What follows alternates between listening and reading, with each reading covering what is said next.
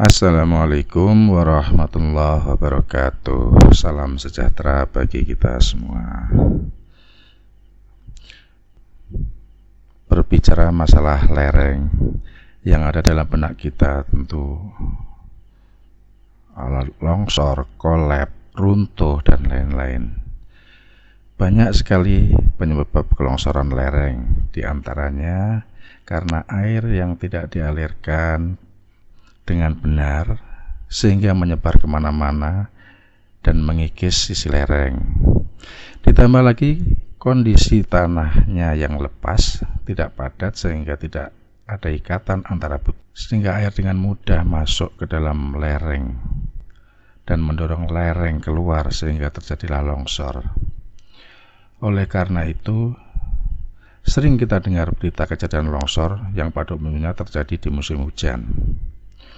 Banyak sekali upaya manusia untuk mencegah adanya bahaya longsor, dari mulai cara klasik dengan cara menanam pohon atau rerumputan di sepanjang lereng. Ada juga dengan cara yang sederhana dengan cerucuk bambu, pasir dikarungin. Juga upaya dengan yang sedikit lebih modern seperti pasang batu kali, batu bronjong atau gabion, sheet pile, brikas konkrit, dan lain-lain. Banyak sekali ragamnya. Untuk lereng yang biasanya berada di bukit ya, yang biasanya di tepi jalan, biasanya menggunakan shotcrete, pasangan batu kali atau gabion. Untuk daerah perkotaan, nah ini karena tampilannya biar lebih rapi, biasanya menggunakan multiblok konkrit. Untuk tebing sungai, jalan underpass, biasa digunakan sheet pile karena mudah pemasangannya dibandingkan yang lain. Untuk percepatan dan praktis, biasanya menggunakan precast konkrit. Nah, kali ini saya akan melakukan analisa perhitungan dinding penahan lereng yang jenisnya sheet pile. Langsung saja kita buka lembaran perhitungannya. Inilah gambaran urugan yang akan kita pasang sheet pile dengan data-data sebagai berikut. Ini panjang sheet pile totalnya adalah H plus D, ya, di mana D ini adalah kedalaman yang masuk ke tanah asli. Untuk tanah lapis 1 itu tanah urugan dengan gamma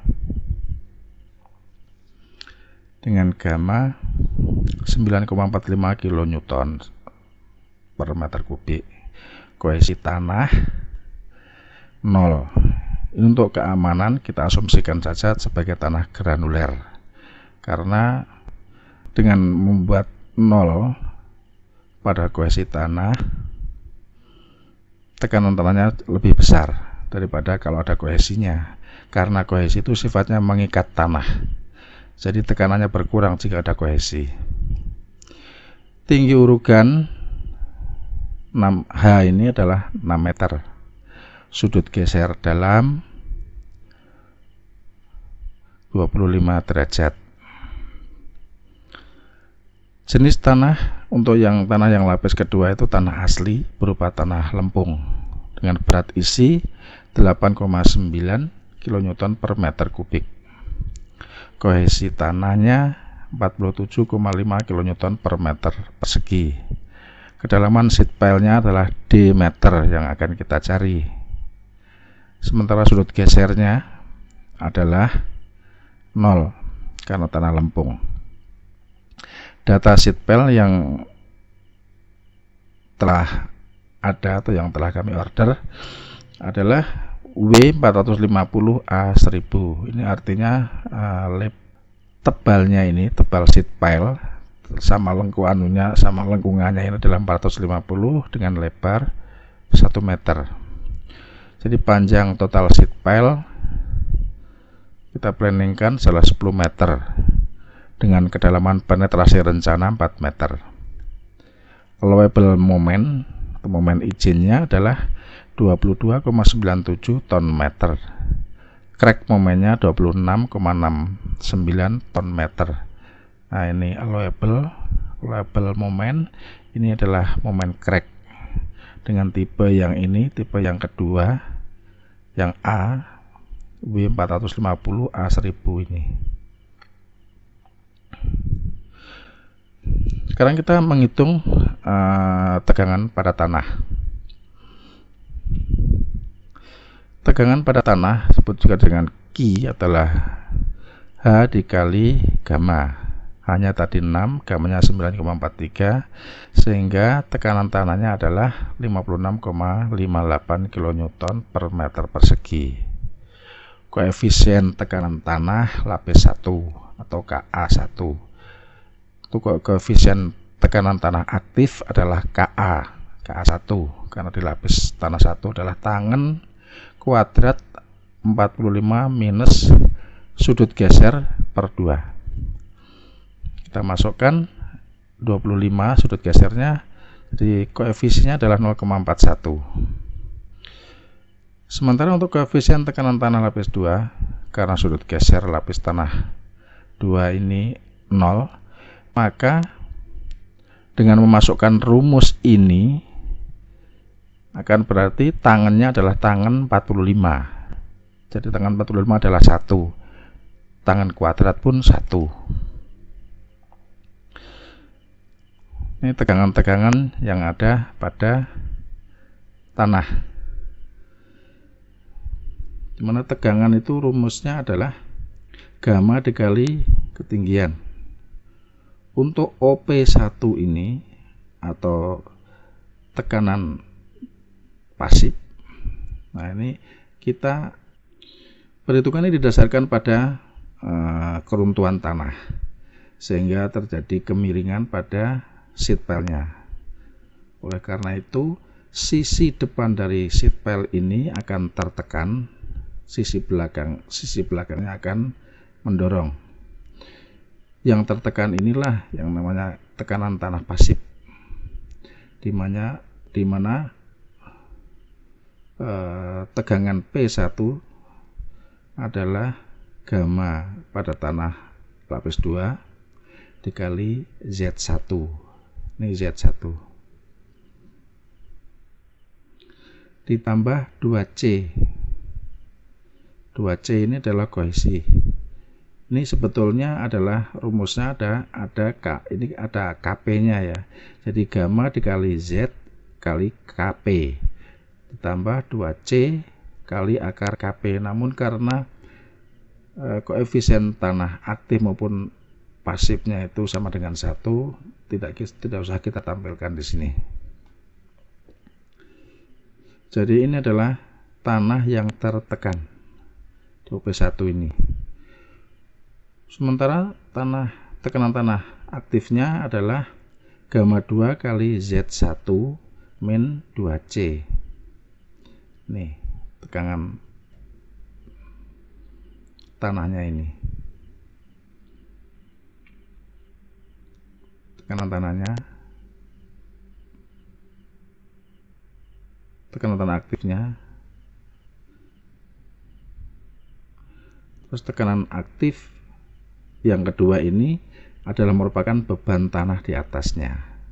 Makanya ini gamanya adalah gamma 1 dikali H-nya adalah H1, maksudnya H ini. Dia akan menekan tanah ke bawah sehingga menimbulkan adanya tekanan tanah aktif.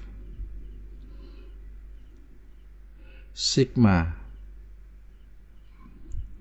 Terus untuk yang ini, jadi tegangan-tegangan yang ada di sisi belakang ini adalah aktif, yang ada di depan dari sheet pile ini adalah pasif. Ya, jadi ini diagram tegangannya. Kita coba menghitung tahanan neto sisi depan turap. Sisi depan turap ini tahanan neto di depan turap ya. Artinya sigma tekanan tanah pasif dikurangi sigma tekanan tanah aktif atau jumlahan dari tekanan tanah pasif dikurangi tekanan tanah aktif. Jadi OP1 ini pasif, ini adalah pasif, dikurangin ini aktifnya ke OP sigma, maksudnya sigma P1 ini pasif dikurangin sigma A1 dikurangin sigma A2 yang bertanda A ini adalah aktif. Sigma P1 ini tadi di sini adalah gamma 2 dikali Z1 ditambah 2C, gamma 2 dikali Z1 ditambah 2C dikurangi sigma A1, ini sigma A1 gamma 2 dikali Z1 min 2C dikurangin sigma A2. Sigma A2 ini merupakan beban tanah di atas ya pada lapis 1 ini. Jadi gamma 1 dikali H. Dari perhitungan ini kita lihat yang saya kasih warna-warna yang sama ini adalah bisa dijumlahkan atau bisa dikurangkan. Gamma 2 kali Z1, di sini ada minus gamma 2 kali Z1, berarti sudah 0. Ini ada 2C plus 2C, berarti 4C. Nah, sisanya adalah ini minus gamma 1 dikali H yang merupakan tanah di atasnya tadi, berat tanah di atasnya. Kalau kita masukkan 4 dikali C, C-nya itu kohesi di tanah yang kedua, maksudnya 47,5 dikurangin berat tanah di lapisan tanah 1 tadi 9,43 kilonewton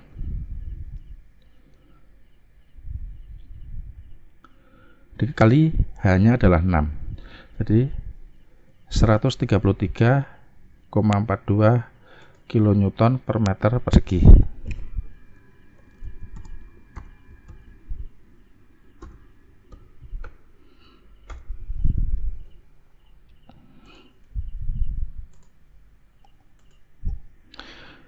Sementara untuk tahanan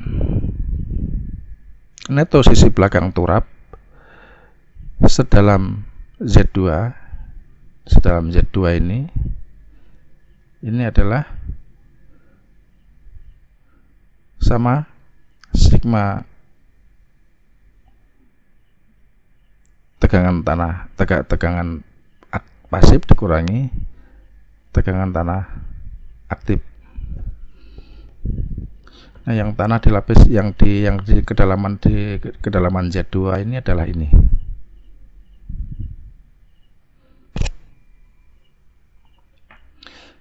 Jadi OP2, ini OP2 ditambah OP3 bolak-balik ke OP, sigma P2 ditambah sigma P3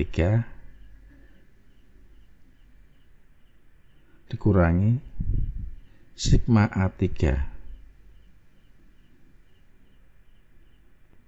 Kita lihat sigma P2 adalah Z2 kali gamma 2 kali Z2 plus 2C. Ini plus karena pasif, tekanan tanah pasif, jadi C-nya plus sigma P2. Pada saat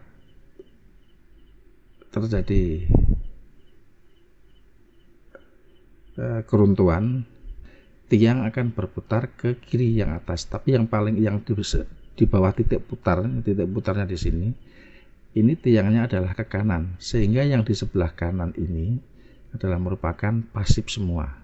Kita lihat yang di sebelah kanan adalah pasif, sementara sebelah kiri ini adalah aktif, kebalikan dari yang di atas.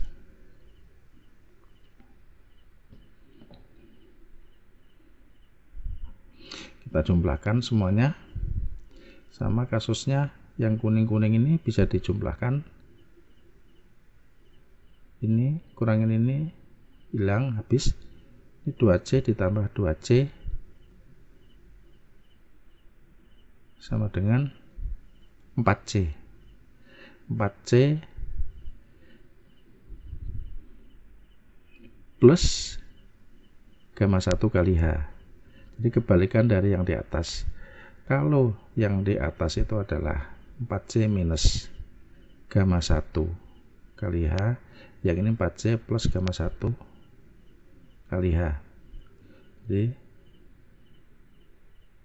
tahanan neto di sisi belakang turap, yang di belakang turap ini sebesar 246,58 kN per meter persegi. Menghitung kedalaman seat pile dan jarak gaya tekan horizontal. Nah, sekarang kita akan menghitung kedalaman seat pile. D ini kita akan hitung. Kita hitung dulu PA.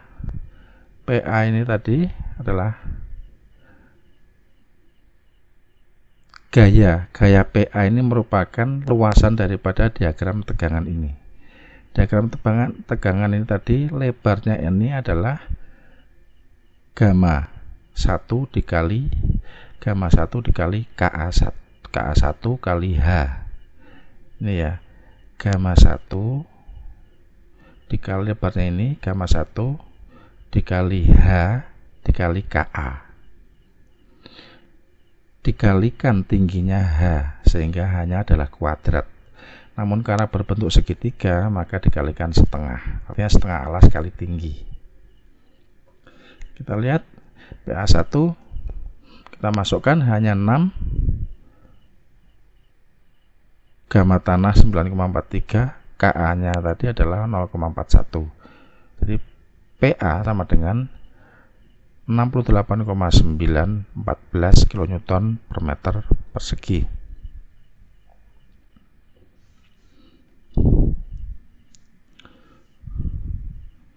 Kalau ini gaya ini sudah per meter, yang ini meter.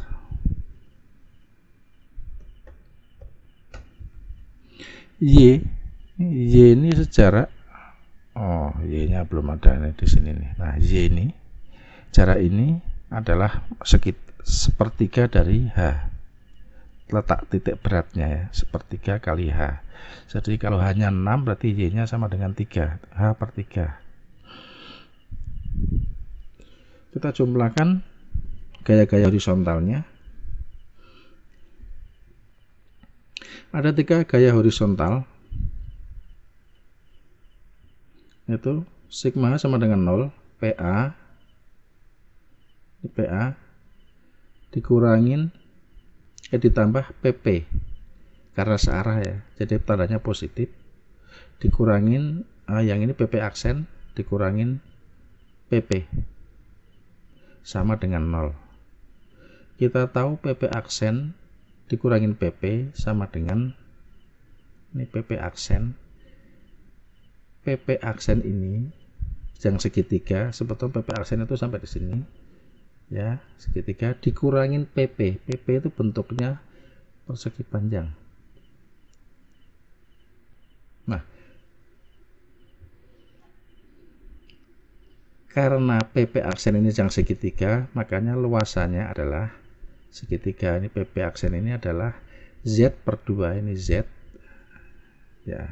Nah, ini katakanlah ini kalau segitiga, ini tingginya, alasnya adalah 8C. Kenapa 8C? Karena ini tadi 4C min Q. Ini tadi yang 4C min Q adalah ini. Ini 4C min Q. Ini Z Y 1 aksen kali H, ini kan sama dengan Q juga ini. Di sini tadi udah. Nah, ini Q sama dengan ya H kali gamma ya. Jadi 4C min Q ini adalah ini tahanan neto sisi depan turap. Nah, 4C min Q tahanan neto sisi depan turap. ya. Terus yang sisi belakang turap ini adalah 4C plus Q. Nih, 4C plus Q. Ya. 4C plus Q. Kalau ini kita jumlahkan, kalau ini bertanda negatif, Q-nya yang ini nya bertanda positif, otomatis 4C ditambah 4C adalah 8C. Sehingga alas dari segitiga ini adalah 8C dikali Z2. 8C dikali Z2 merupakan gaya PP. Karena bentuknya segitiga, maka dibagi 2 atau setengahnya. Jadi Z per 2 kali 8C untuk PP. Nah, untuk PP aksen. Nah, PP-nya mana? PP-nya adalah ini. Nah, ini PP. Persegi panjang ini dengan alasnya adalah 4C min Q. Tingginya adalah D. Ya, 4C min Q. Tingginya adalah D. Ya. Nah, kalau ini kita kurangkan, akan ketemulah 4CZ ini 8C dikali Z per 2 adalah 4CZ. Ini kita tulis kembali, min D kali 4C min Q aksen. Sehingga untuk sigma sama dengan 0 ini tadi, PA plus PP aksen min PP adalah sama dengan PA plus, karena PP aksen min PP itu adalah ini, kita tulis kembali di sini, itu sama dengan 0. Dengan begitu Z2 bisa kita hitung sama dengan ini dari rumusan ini, D 4C2 maksudnya ya, ini sama aja. Ini karena C yang ada angkanya hanya C2. Jadi ini D kali 4C2 min Q dibagi 4Q. 4C2 maksudnya dibagi 4C2. Ini C-nya juga C2. Kalau saya tambahkan 2 samar dengan huruf Z soalnya.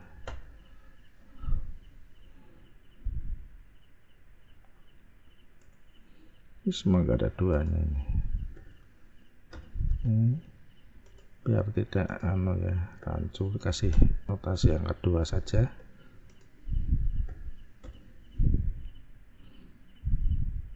Ya.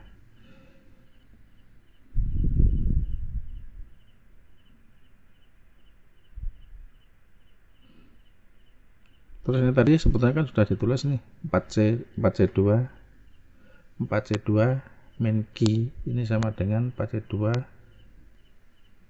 gamma 1 dikali H. Kalau kita masukkan angkanya ketemulah 133,42. Ini tadi sudah dihitung, sebetulnya di sini ini 133,42. Nah, ini untuk mencari D-nya, ini masih kita perlu menghitung jumlahan momen di ujung tiang. Ini ujung tiangnya ada di sini nih, di ujung sheet pile. Dalam rangka mencari D,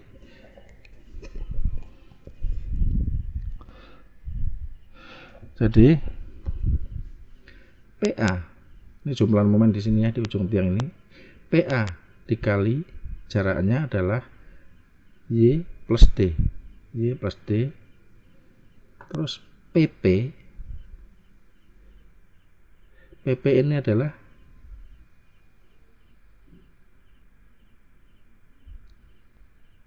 D dikali 4C min Q. 4C min Q. Ini kalau persegi panjang, D kali 4C min Q dikali lagi jaraknya, lengannya adalah D per 2, sehingga D kuadrat per 2 dikali ini alasnya ini. Ya. Terus untuk yang 0,5 ini adalah segitiga ini. 0,5 kali Z kuadrat per 3 kali 8C. Ini alasnya 8C, tingginya Z2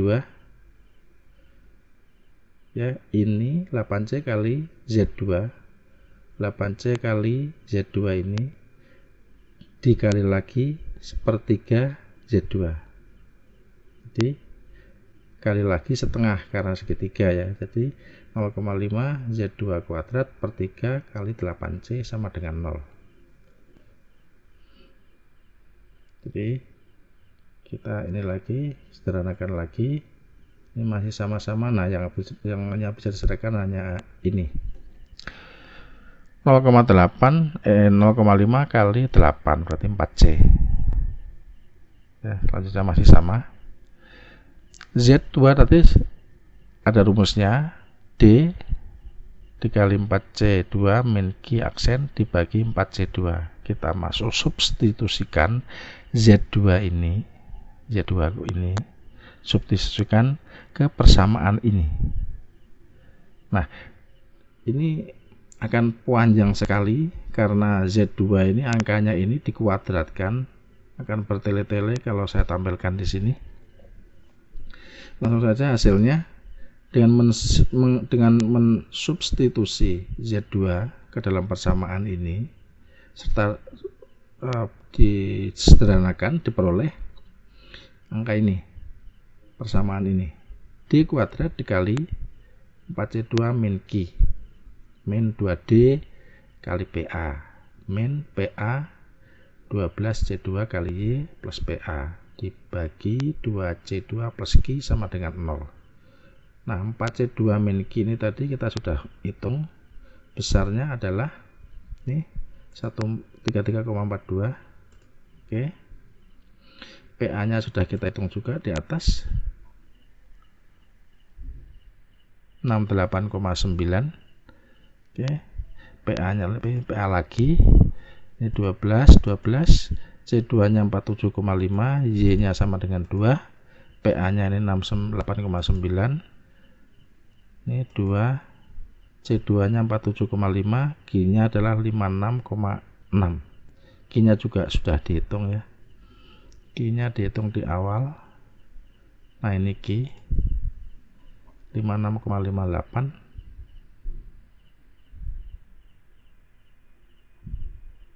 56,58 atau 56,6. Dari persamaan ini kita sederhanakan menjadi 133,42D kuadrat, 137,83D, 83.311,7, 151,58 sama dengan 0. Dalam bentuk yang paling sederhana adalah ini. Ini kita bagikan, ketemunya ini. Ini adalah rumus X kuadrat. Nah, kita bisa menghitung D dengan rumus ABC. Jadi D sama dengan min B plus minus B kuadrat min 4AC dibagi 2A. Kita masukkan angka-angkanya, ini adalah A, ini adalah B, ini adalah C ya. Jadi kita masukkan koefisien-koefisien B, koefisien-koefisien yang ada di sini, kita masukkan angkanya semua. Didapat B-nya sama dengan 2,611 meter. Sebagai faktor keamanan, panjang penetrasi turap ditambahkan minimal 20%. Penambahannya ini untuk faktor keamanan 20-40% atau sama dengan 1,2D. Dari D ini 2,611 saya kalikan 1,2, ketemulah 3,2. Nah, kita tahu tadi panjang rencana adalah 4 meter, jadi oke. Untuk panjang tiang, panjang sheet pile-nya oke. Kita perencana total panjang adalah 10 meter ya. Dengan total panjang situ adalah 10 meter. Kedalaman penetrasi adalah 4, karena ini nongolnya 6, hanya ini 6, sehingga ini adalah kedalamannya ini sudah oke. Nah, kedalamannya ini oke. Sekarang kita akan menghitung momen maksimum. Momen maksimum itu terjadi pada gaya geser V sama dengan 0.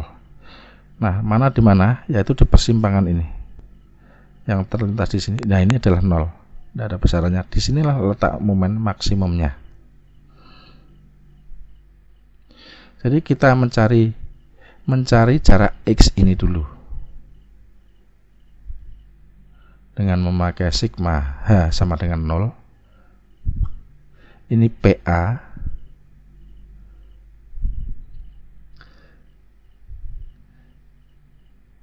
Ini adalah ini.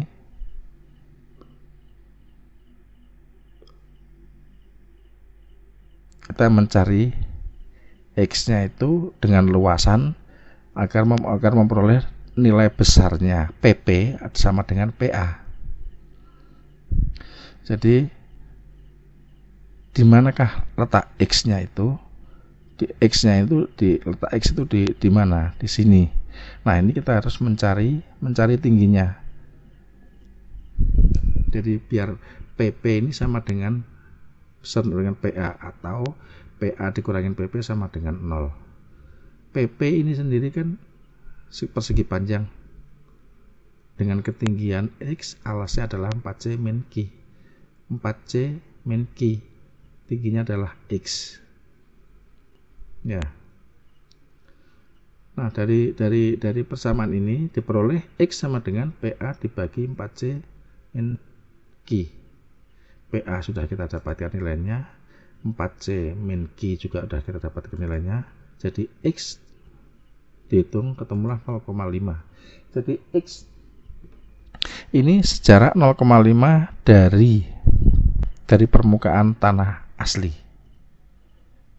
Nah, kalau sudah ketemu ini X-nya, berarti kita bisa menghitung momen maksimumnya di persimpangan V sama dengan 0 ini. Jadi momen maksimumnya adalah PA ini dikali jaraknya Y plus X, X plus Y dikurangi PP kali setengah X. Setengah X mestinya bukan di sini ya, di bawah. Tapi sama aja sih, karena kebetulan sama X plus setengah X-nya. Kalau X di sini, ini setengah X, otomatis ini setengah X. Tapi harusnya notasinya di bawah ini, yang bawah. Jadi PP ini adalah 4C min Q. 4C min Q dikali tingginya X dikali jaraknya X per 2. Ya. Kita jumlahkan. Kita selesaikan persamaan ini. PA-nya kita masukkan, X-nya kita masukkan, Y-nya kita masukkan. 4C min Q ini juga sudah. X-nya adalah ini. X per 2 berarti 0,517 dibagi 2. Nah, dari sini kita peroleh momen maksimum sama dengan 155,627 kN, atau kita konversi ke dalam ton meter adalah dibagi 9,81. Dibagi 9,81 ketemulah 15,864. Ini momen maksimum yang terjadi. Kita tahu tadi allowable momennya adalah 22,97. Artinya tiang tersebut cukup kuat. Dia tidak akan crack. Ya, lumayan canunya, selisihnya.